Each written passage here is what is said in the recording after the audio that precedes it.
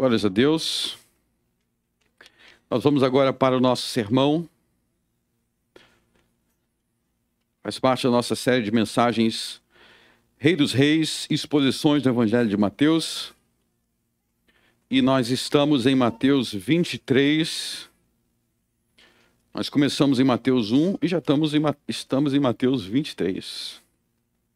Foi uma grande jornada. E nós temos pregado sobre Mateus 23, onde nós encontramos o último confronto.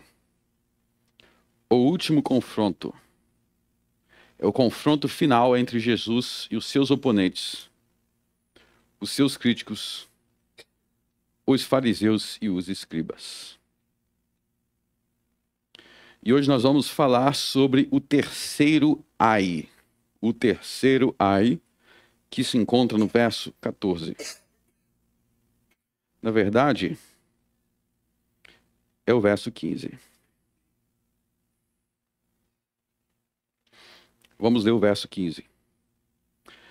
Ai de vós, escribas e fariseus hipócritas, pois que percorreis o mar e a terra para fazer um prosélito, e depois de o terdes feito, o fazeis filho do inferno, 2 vezes mais do que vós. Só esse verso. Então vamos entender o contexto. Então aqui nós estamos na última semana de Jesus antes dele ser crucificado. Então Jesus vai ser crucificado na sexta-feira. Isso aqui é antes da sexta-feira.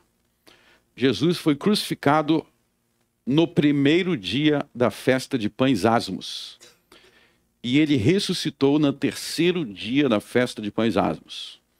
O que era celebrado nessa festa? Essa era uma festa que Deus, por meio de Moisés, mandou que os crentes do Velho Testamento celebrassem para celebrar a libertação de Israel da escravidão do Egito e para celebrar a aliança que Deus instituiu nessa ocasião.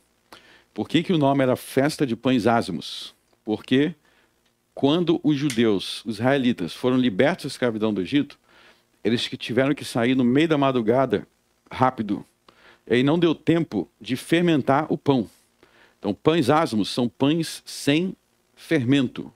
Então, durante essa festa, para lembrar que eles tinham saído correndo, sem tempo para fermentar o pão, o nome da festa era Festa dos Pães Sem Fermento, ou Festa dos Pães Asmos. Então, durante essa festa, eles deveriam estar ali para celebrar aquele que era o libertador. Aquele Deus que tinha libertado eles. Mas, na verdade, o próprio libertador estava ali presente em carne e osso, na frente deles, e muitos deles não conseguiram reconhecer. Ou seja, aquele mesmo Deus que libertou Israel da escravidão do Egito, lá no tempo de Moisés, muito tempo antes, ele estava ali presente no meio da festa. E os fariseus não o reconheceram. Ele veio para os que era seu, mas os seus não o reconheceram, como está escrito em João, capítulo 1. E aqui Jesus Cristo, ele vai, no capítulo 23, deixar claro que por causa dessa rebelião, por causa dessa incredulidade, Israel seria, naquela mesma geração, destruída. Israel seria destruído naquela geração. E essa destruição não era sem causa. Essa destruição tinha vários motivos, várias razões, mas tudo se resumia numa coisa só. Um povo, uma população que rejeitou Jesus para seguir os falsos ensinamentos dos escribas e fariseus. Então, o farisaísmo tinha sido aceito, abraçado no lugar do verdadeiro ensino de Moisés e os profetas, que era defendido por Jesus.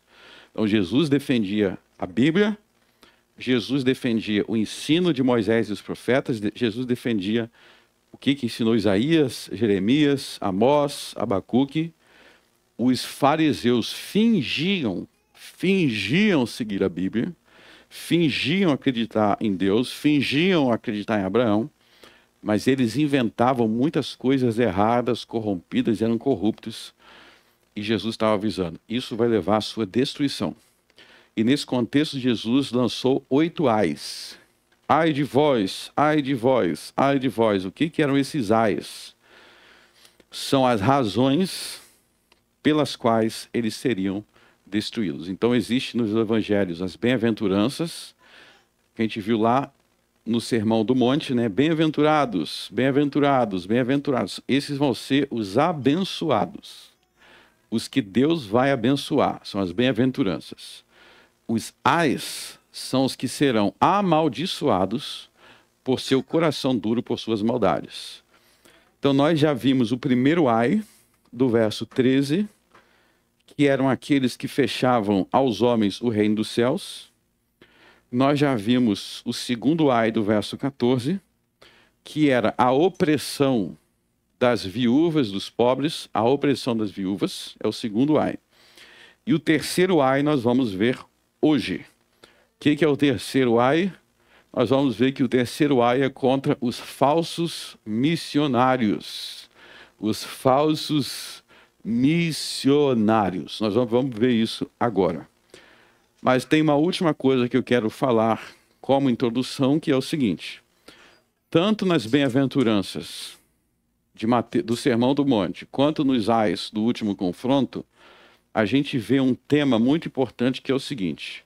O pecado, o desprezo à lei de Deus, o desprezo a Deus, ele leva à destruição. O pecado leva à destruição. Ele leva à destruição do indivíduo, da pessoa. Ele leva à destruição das famílias. Ele pode levar à destruição de um país inteiro. Um país inteiro pode ser destruído se esse país estiver agarrado a pecados e não quiser se arrepender. Então, o que é pecado? O apóstolo João ensinou em sua carta que pecado é transgredir a lei de Deus. Então, quando um país se agarra a transgressões à lei de Deus e não se arrepende, não se arrepende, não se arrepende, esse país pode acabar sendo destruído. Por outro lado, quanto mais pessoas obedientes a Deus existe no meio de uma população, mais esse lugar, mais esse local vai ser abençoado, vai ter mais bem-aventuranças a isso. Vocês lembram que isso foi algo que Deus, não foi só aqui Jesus começou a ensinar isso. Isso já tinha sido ensinado lá atrás. Vocês lembram quando Abraão, quando o Senhor Jesus, antes de se tornar homem, quando ele era somente Deus, ele apareceu para Abraão em forma de homem. Isso está lá no livro de Gênesis. O que eu vou falar agora é Gênesis capítulo 18. Então Deus fez uma aliança com Abraão e ele apareceu para Abraão e falou assim: Abraão, vou te contar uma coisa que ninguém sabe, mas eu vou contar para você porque eu sou teu amigo, nós somos amigos. Sodoma vai ser destruído. Eu vou destruir Sodoma e Gomorra e eu já enviei 2 anjos lá para destruir. Aí Abraão fica apreensivo, Abraão fica triste, por quê? Porque Abraão tinha um sobrinho que morava em Sodoma. O nome do sobrinho de Abraão era Ló. Está lá em Gênesis, livro de Gênesis, você vê sobre isso. Então, o sobrinho de Abraão, que se chamava Ló, ele morava em Sodoma. Aí Abraão fica preocupado. Aí Abraão começa a conversar com Deus, e nessa conversa com Deus é colocado o seguinte: Deus, eu quero fazer uma pergunta aqui para você. Quero fazer uma pergunta para o Senhor. E se tiver alguns justos lá em Sodoma? O Senhor vai destruir mesmo assim?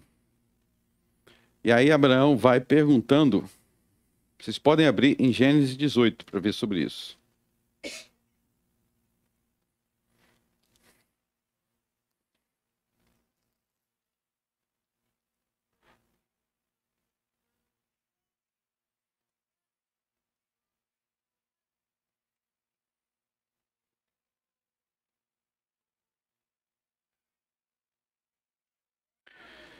Gênesis 18, verso 23 a 24.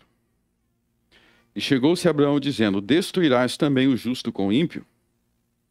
Se porventura houver 50 justos na cidade, destruirás também e não pouparás lugar por causa dos 50 justos que estão dentro dela. Então Abraão está fazendo uma pergunta.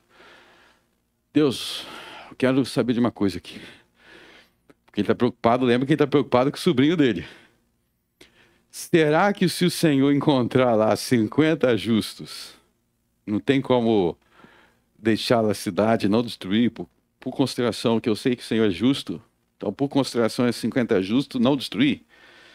Aí ele vai falar no verso 25, longe de ti que faças tal coisa, que mates o justo com o ímpio, que o justo seja como o ímpio, longe de ti, não faria justiça o juiz de toda a terra? Então disse o Senhor, se eu em Sodoma achar 50 justos dentro da cidade, pouparei a todo lugar por amor deles. Então Deus está falando isso mesmo, se tiver 50 justos, eu não vou destruir o lugar. Aí Abraão vai diminuindo o número. Verso 27. E respondeu Abraão dizendo, eis que agora me atrevi a falar ao Senhor, ainda que sou pó e cinza.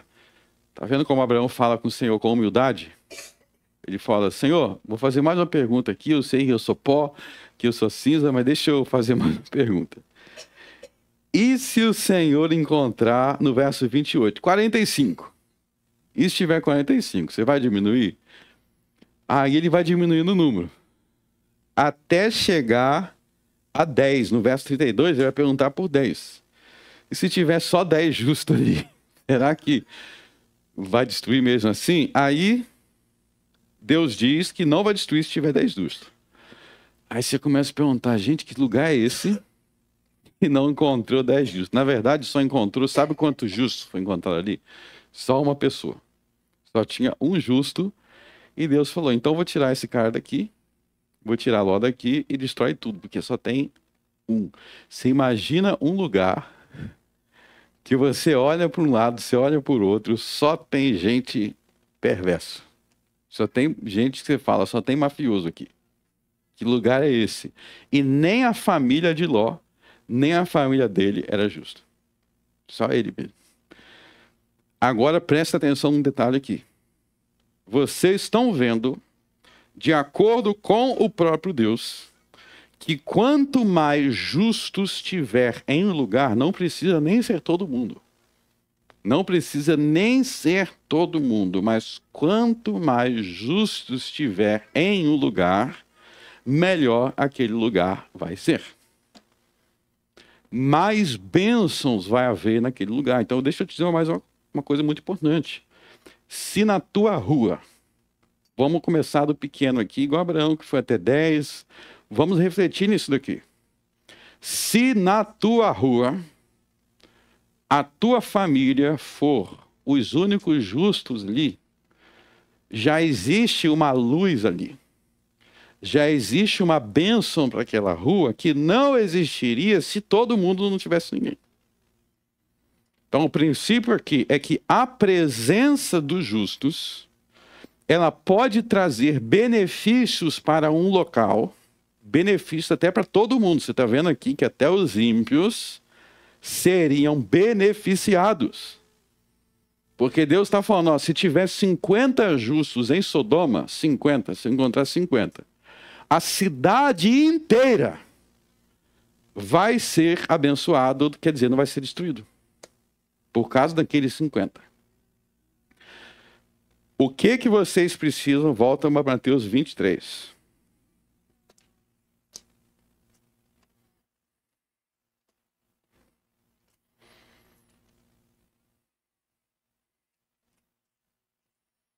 O que a gente vai ver em Mateus 23? Que quanto mais Israel perseguia os justos, o que eles fizeram? Eles mataram João Batista. Depois eles vão matar Jesus. Depois eles vão matar os apóstolos.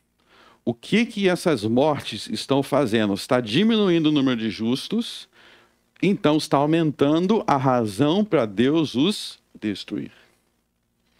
Porque os justos estão sendo justiçados. É como se tivesse na face de Deus dizendo, Deus, eu vou te dar mais motivos para ser destruído.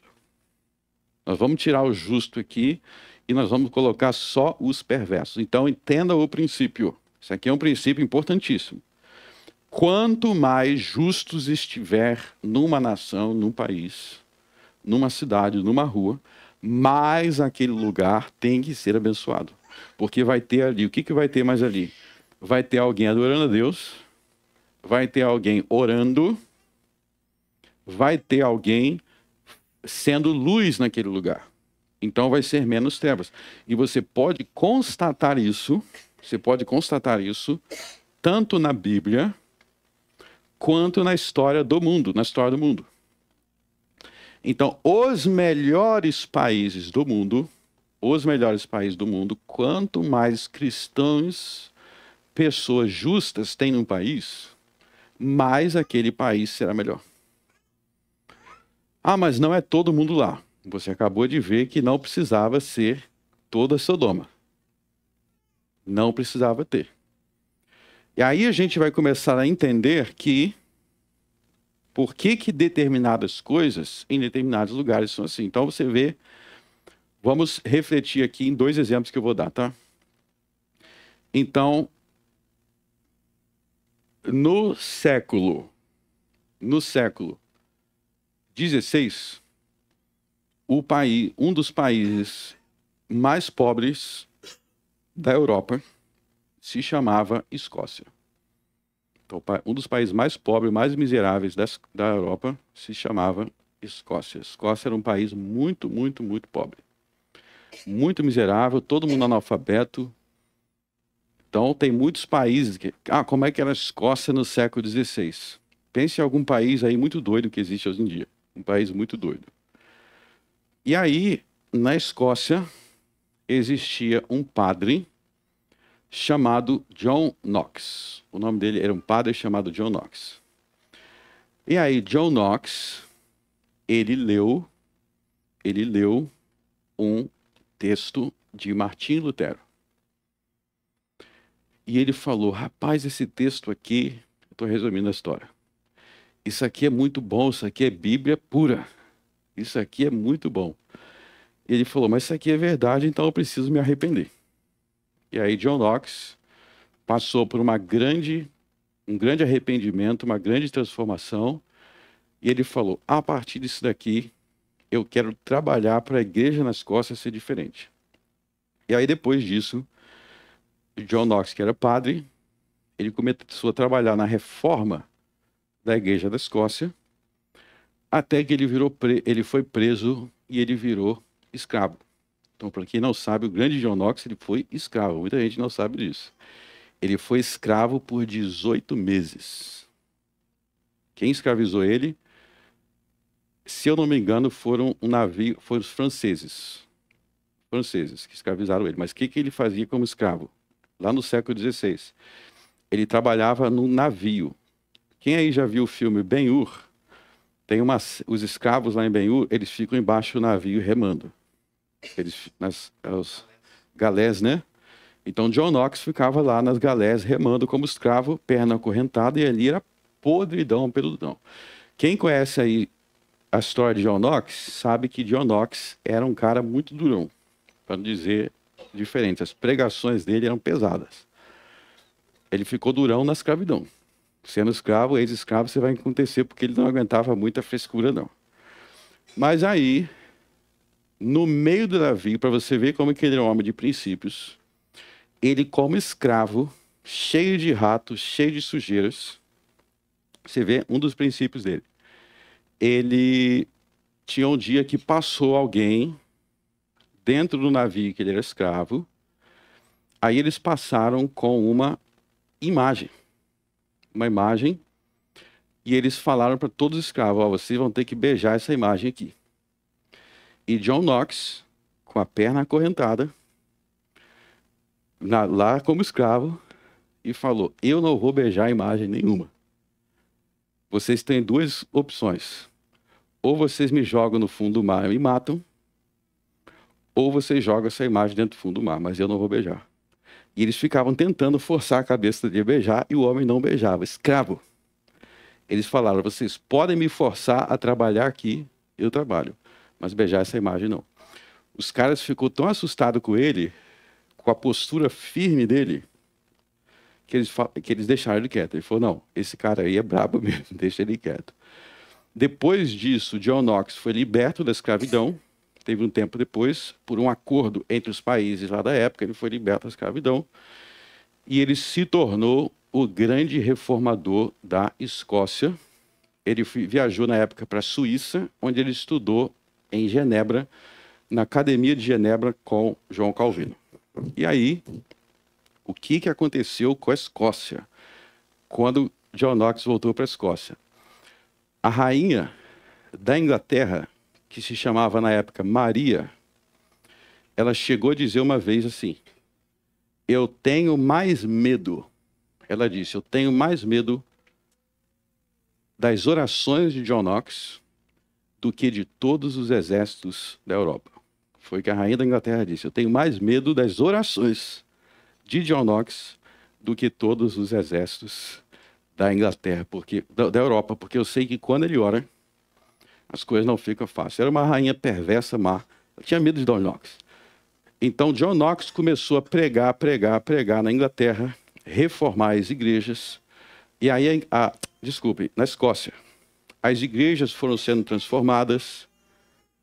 E aí, não só as igrejas começaram a ser transformadas, porque eles falaram assim, ó, esse povo todo analfabeto aí, esse povo todo analfabeto, como é que eles vão ler a Bíblia? Então, nós vamos abrir escolas. Aí começou o projeto de John Knox das escolas. Depois da geração de John Knox, a Escócia, que foi o país da história do mundo, onde a reforma mais deu sucesso, em uma geração se tornou um país com as igrejas totalmente transformadas, e não somente as igrejas, a Universidade de Edimburgo, totalmente transformado e uma população totalmente alfabetizada, e a Escócia se tornou, em uma geração, um dos mais importantes países da Europa, saiu da extrema miséria e se tornou um país extremamente grande.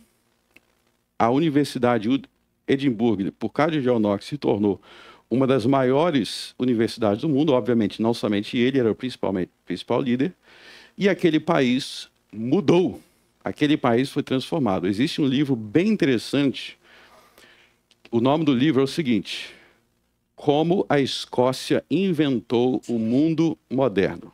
Como a Escócia inventou o mundo moderno. Então, deixa eu resumir o que o livro mostra. Ele mostra que, a partir do século XVI, com a Reforma Escocesa, até o século XVIII, um dos países que mais saíram coisas boas para o mundo inteiro, vocês estão usando aí ar-condicionado, aquecedor, várias invenções científicas da medicina saíram da Escócia, porque na Escócia teve essa grande reforma do século XVI. Então, inclusive, é daí que vem o nome presbiteriano. O nome presbiteriano vem da reforma escocesa.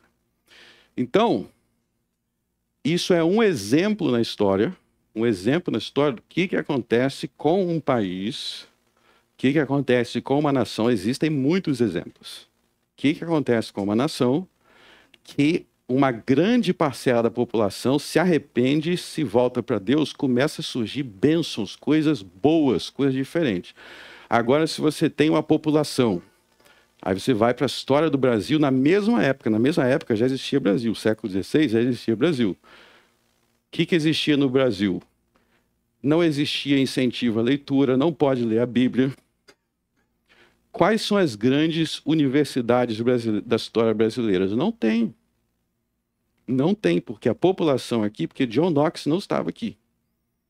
Quem estava aqui eram pessoas que gostavam de ignorância, que gostavam de todo mundo burro para poder eles explorarem. Que dizia a população, você não pode ler a Bíblia. Você não pode ler a Bíblia que você vai ficar doido. Quem aí é mais velho sabe que no Brasil era dito para não ler a Bíblia que você vai ficar doido. Não leia que você vai ficar doido. Não leia, ou seja, seja uma pessoa ignorante. Então, esse princípio que eu acabei de explicar para você ao longo da história você vai ver isso. E é o princípio de Mateus 23. Mateus 23 está te dizendo que quanto mais um povo se afasta de Deus, não tem ninguém ali para dizer a verdade, não tem ninguém ali para se posicionar, mais vai ser destruição e miséria. Mais destruição e miséria. Então, Israel, eles tinham João Batista. Israel tinha o João Batista. Eles mataram João Batista. Como é que vai ficar bem o local se não tem mais João Batista? O Brasil, em 1557, tinha cidadãos de Genebra no Brasil. Os brasileiros mataram todo mundo e ficou quem lá no Rio de Janeiro? Quem que ficou no lugar desses homens honrados que vieram ao Brasil? Ficou ladrão, prostituta e corrupto.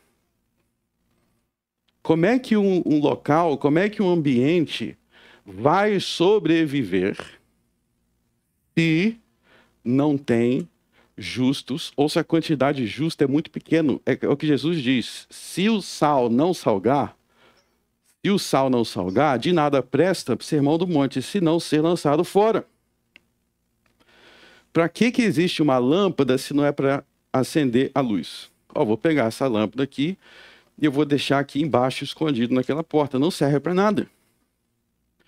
E tudo isso que eu acabei de explicar tem a ver com a reclamação do verso 15. Então vamos ver como que isso aplica ao verso 15.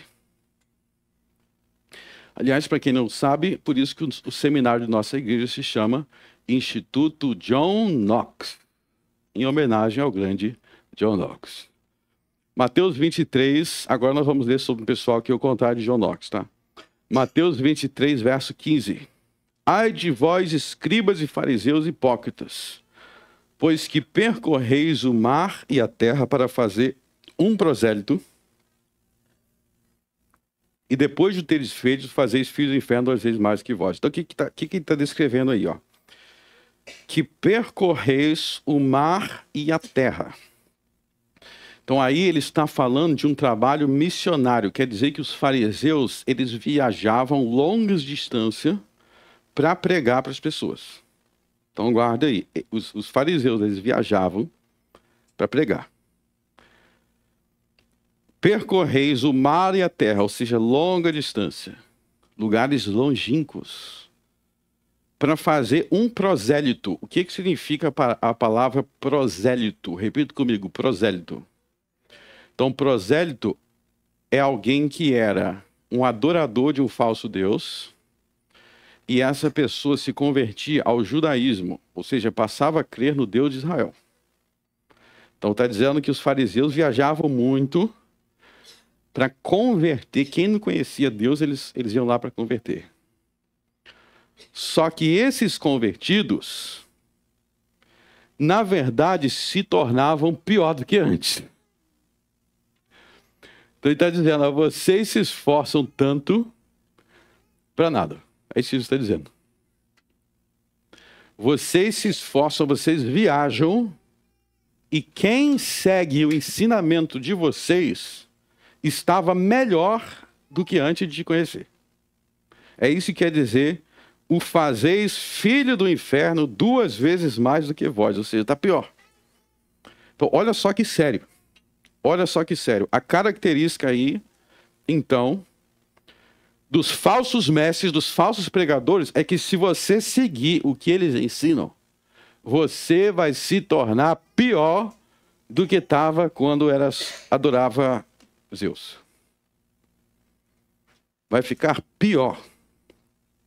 E aqui eu quero fazer uma observação muito importante, que é o seguinte. Veja que a gente precisa fazer uma diferenciação.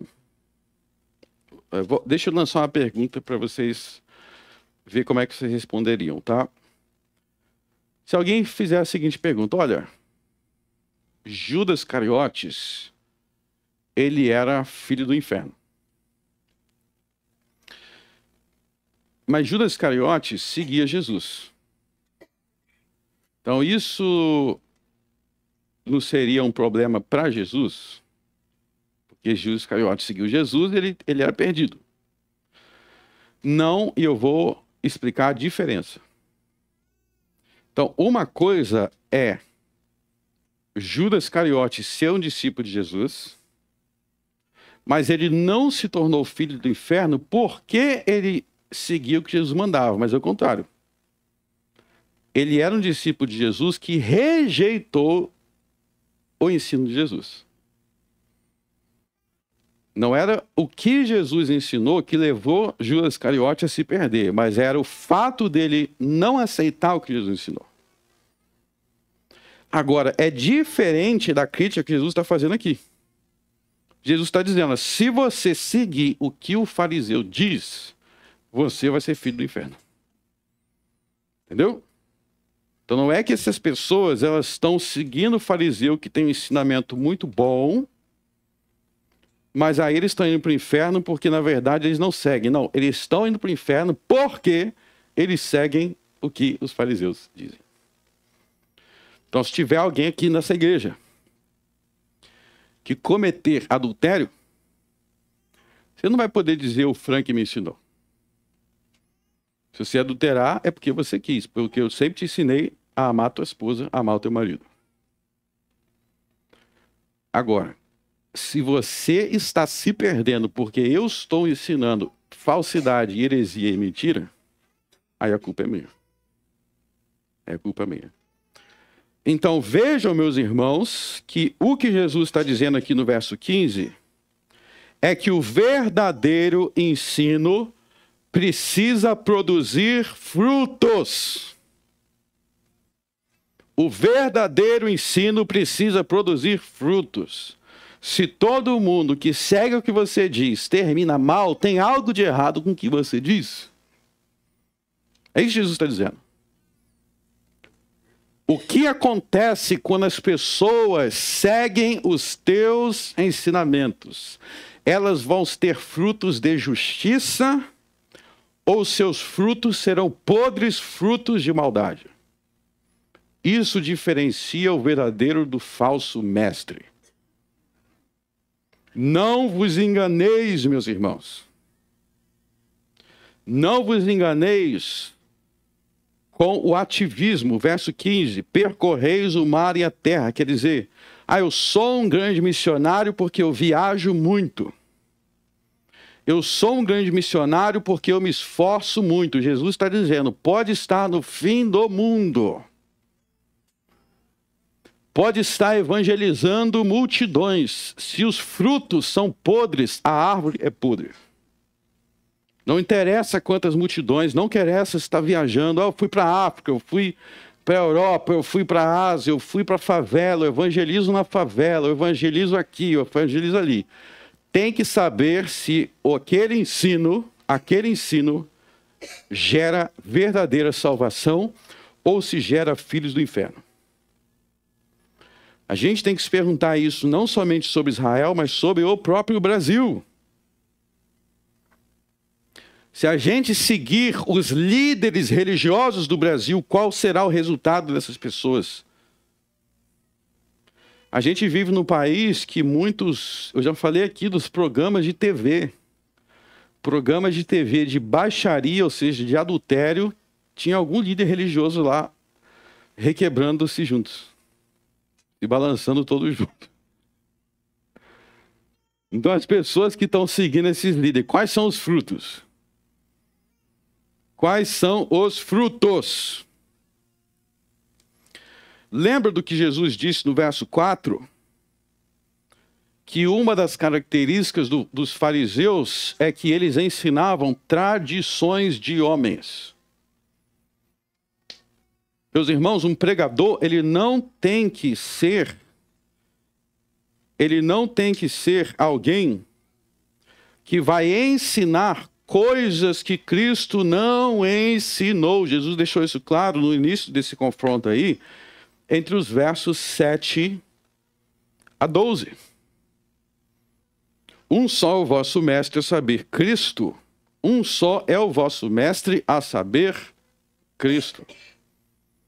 Então vocês viram que uma das características dos fariseus é regras de homens, regras inventadas por homens. Por isso seus frutos são podres. Regras humanas não geram frutos de justiça. Regras de homens não geram frutos de justiça. O que gera frutos de justiça são as regras, as leis de Deus. Você vai aprender as leis de Deus. Todos aqueles que têm em seu ministério o ensino de regras humanas são falsos mestres, são fariseus e por isso seus frutos são podres. Seus frutos são podres. Então nós precisamos avaliar por que nós temos no Brasil. Existem no Brasil lugares que tem igreja em toda esquina. Tem igreja em toda esquina. Tem lugares no Brasil que é assim. E aí você vai ver o índice de violência continua a mesma coisa. Não diminui a violência. Não diminui a criminalidade. Não diminuiu o número de alcoólatras. Os números continuam tudo a mesma coisa. Aí você vai ver esses prosélitos. E eles continuam tão ignorantes sobre Deus quanto antes de se tornar um prosélito. É o que Isaías disse, Isaías 29. Isaías 29, ele questiona por que o seu temor para comigo consiste somente em ordenanças de homens. Por que quando eu questiono sobre a palavra de Deus, não existe a palavra de Deus no seu coração, mas só ordenanças de homens? Porque esses prosélitos estão se tornando filhos do inferno 2 vezes mais. Então, filho do inferno. É só uma fachada. Entendam. O resultado de seguir o ensino de Cristo são frutos de justiça. Se você ouvir o ensino de Cristo e crer e obedecer, você vai ser uma pessoa diferente do que você era. E quanto mais pessoas no ambiente, quanto mais pessoas no local que tem essa mesma mentalidade de Cristo, aquele local vai ser diferente. Então, como é que a gente pode ter uma situação? Vamos usar o exemplo da rua, para não ir muito longe, vamos usar o exemplo de uma rua. Se em uma rua tem 5 pessoas que seguem a Cristo, ela não pode ser a mesma coisa de quando só não tinha ninguém. Porque se está a mesma coisa quando não tinha ninguém, então essas pessoas não seguem a Cristo. Porque está tudo na mesma. Se uma pessoa roubava, ela continua a roubar. Paulo falou sobre isso em Efésios 4. Se uma pessoa roubava, continua a roubar. Passava a perna, continua passando a perna. Adulterava, continua adulterando. Então não há Cristo. Não há Cristo. Está tudo no 0 a 0. Fazer um prosélito. E depois de ter desfeito, depois que vocês fazem as suas missões, depois que vocês fazem os seus falsos evangelismos, essas pessoas estão 2 vezes pior. Olha só que chocante, meus irmãos, essa palavra. Você falar que alguém que adorava a falsa deusa Diana, que depois que ela entrou para a sinagoga desses fariseus, ela está 2 vezes pior. Isso é muito pesado. Isso é muito pesado. E eu quero que a gente use as próprias palavras de Cristo no Sermão do Monte como reflexão. Volte para Mateus 5.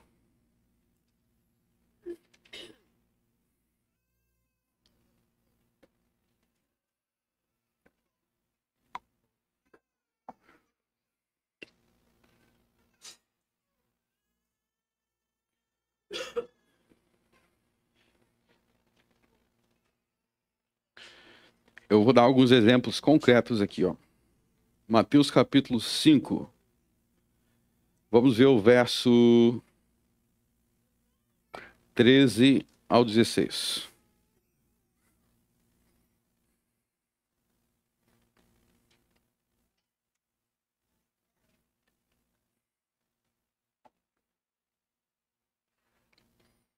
Mateus 5, versos 13 a 16. Vós sois o sal da terra. Se o sal for insípido, com que há de salgar? Para nada mais presta, senão para se lançar fora e ser pisado pelos homens. Vós sois a luz do mundo. Não se pode esconder uma cidade edificada sobre um monte. Nem se acende a candeia e se coloca debaixo do alqueire, mas no velador, e dá a luz a todos que estão na casa. Assim resplandeça a vossa luz diante dos homens, para que vejam as vossas boas obras e glorifiquem a vosso Pai que está nos céus. Então, essa pergunta que Jesus faz aí no verso 13, para que presta um sal que não está salgando nada, ela tem uma aplicação imediata para Israel, para os fariseus, para os sacerdotes, para os saduceus. Porque de que maneira Israel estava ajudando naquele tempo, nesse tempo aqui, de que maneira estavam ajudando os romanos, Pôncio Pilatos, César, que tinha naquela época, de que maneira ele estava ajudando? Eles não estavam ajudando, porque quando chegou Jesus lá para Pôncio Pilatos, eles falaram, Jesus é um falso profeta. Então aquela geração, eles eram sal que não estava salgando. Não estava prestando para nada. Porque Deus fez uma aliança com os seus pais, Deus fez uma aliança com Israel, para que eles fossem uma luz para o mundo. Isso está lá em Deuteronômio 4. Para que todo mundo veja vocês e conheçam a Deus através da sua vida. Então a gente tem aqui, no coração do farisaísmo, um dever de sermos pessoas que fazem diferença no ambiente que nós estamos pelas nossas boas obras. As pessoas têm que olhar para você, seja onde quer que você estiver, mas ver que você é uma pessoa diferente. Que você é uma pessoa cujos valores, você leva os seus valores a sério. No ambiente de trabalho, a nossa igreja brasileira precisa chegar ao seguinte patamar, que as pessoas vão querer contratar os cristãos, ou nós queremos contratar os cristãos, porque eles são os melhores funcionários, são os mais esforçados, são os que não causam problema para ninguém.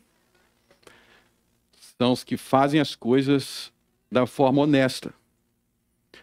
Mas se as pessoas tiverem medo de lidar com algum cristão, é o farisaísmo. Porque é sal que não se salga. Agora olha só, verso 16. Assim resplandeça a vossa luz. Você tem que ser uma fonte que reflete Jesus. A luz de Jesus se reflete em você. Então você não pode ser dentro da sua vizinhança ou dentro da sua casa uma pessoa que as pessoas te olham e veem trevas e veem escuridão. E vem alguém que vai ser o que mais vai arrumar problema, vai ser a pessoa mais escandalosa, vai ser a que xinga todo mundo, vai ser a que fala baixaria. Não pode ser assim. E aí Jesus dá exemplos concretos. Eu falei aí, antes, ainda no capítulo 5, o verso 22, né? Então você é conhecida na sua escola, na sua universidade, no seu ambiente de trabalho, na sua casa, perante os teus empregados. Você vai ser a pessoa que é conhecida por ofender as pessoas, por ficar xingando as pessoas, ficar ofendendo. Aí vai entrar o raca, o sexto mandamento. Eu sou aquela pessoa que ninguém quer estar por perto. Isso é ser Eu sou aquela pessoa que me aproveita das pessoas no ambiente de trabalho. E que as pessoas, ninguém quer trabalhar comigo. Ou que a qualquer momento estão querendo me demitir porque eu sou inútil.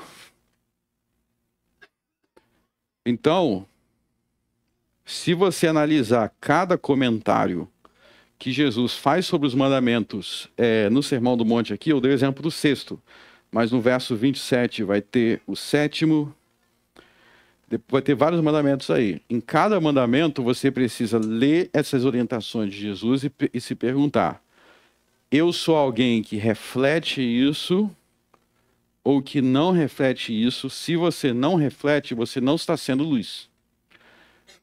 É fariseu. Então, pense, por exemplo, no verso 24. Quando ele fala, reconcilia-te com teu irmão, no verso 25, reconcilia-te depressa com teu adversário. Deixa eu fazer só mais um comentário sobre isso. Então, o cristão ele tem que ser alguém que ele é fácil de lidar, no sentido de reconciliação. Então, você não pode ser aquela pessoa que qualquer coisa que acontece, você está arrumando briga, confusão, ninguém quer estar perto de você. Então, você tem que ser uma pessoa que tem um problema. Você vai estar sempre... Infelizmente, as coisas nem sempre dependem da gente, né? Então, às vezes você lida com gente que é só confusão, você não tem como resolver porque a pessoa não quer.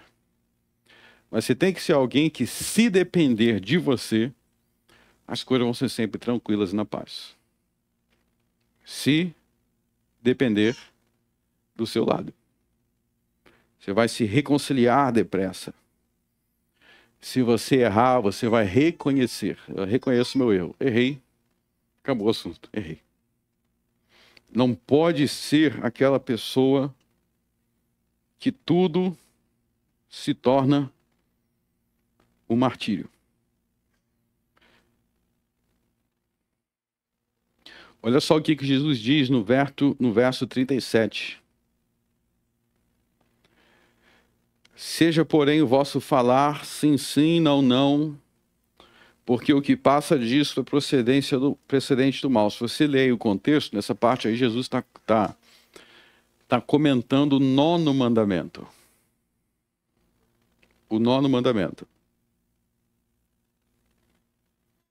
Então, seja o vosso falar sim, sim, não, não. Quer dizer que você vai ser uma pessoa, ou é sim, ou é não, uma pessoa transparente, clara e verdadeira. Essa é a ideia da verdade. Você não é alguém que fica enganando, uma fala dúbia de vários sentidos, porque você quer enganar, você quer passar a perna a alguém. Você vai ser alguém que as pessoas olham para você, e mesmo que se ela não crê no seu Deus, pode ser que ela não crê no seu Deus, mas ela vai falar, nela eu posso confiar. E com o tempo, essa barreira vai se quebrando, porque ela vai confiar em você, ela vai vendo que você é uma pessoa confiável, com o tempo ela vai querer saber sobre o seu Deus.